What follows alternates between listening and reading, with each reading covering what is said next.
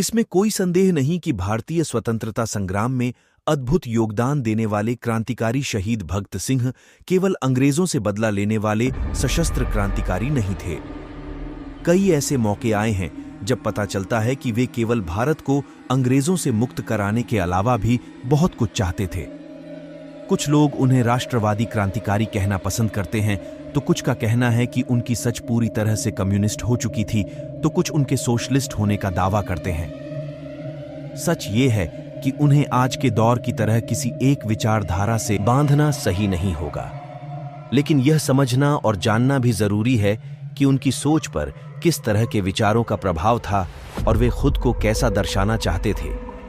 सरदार भगत सिंह केवल एक शस्त्र उठाने वाले क्रांतिकारी ही नहीं थे, उनकी देशभक्ति और देश के युवाओं को प्रभावित करने वाली विचारधारा पर आज भी शोध का विषय है।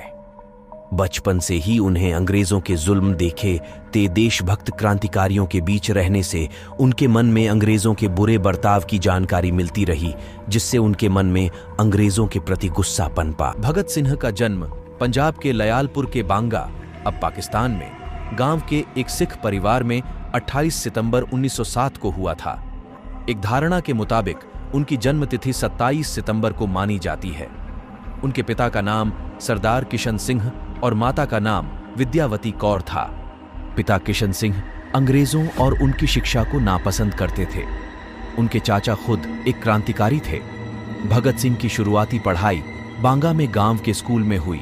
इस बाद लाहौर के दयानंद एंग्लो वैदिक स्कूल में उनका दाखिला कर दिया गया। भगत सिंह के मन में आजादी और देश प्रेम की सोच सबसे पहले उनकी मां से मिली थी। उनके बाल मन में पिता और चाचा के बीच बातचीत को लेकर सवाल उठते थे।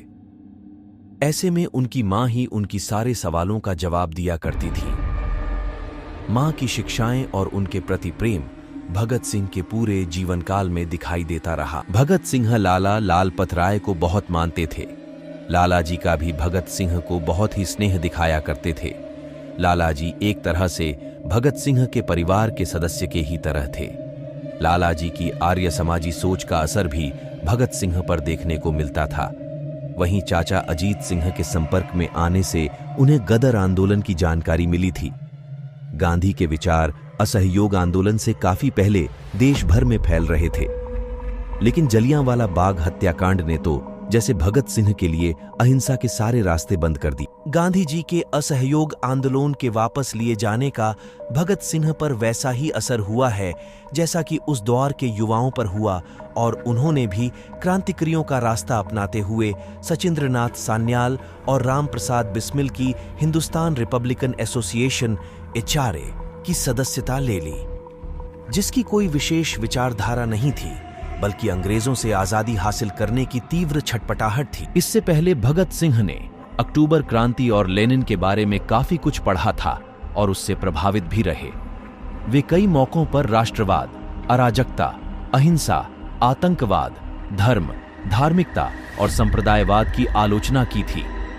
वे अपने अध्ययन से इस नतीजे पर पहुंचे थे कि एक क्रांतिकारी के लिए तार्किकता और स्वतंत्र विचारशीलता बहुत जरूरी है।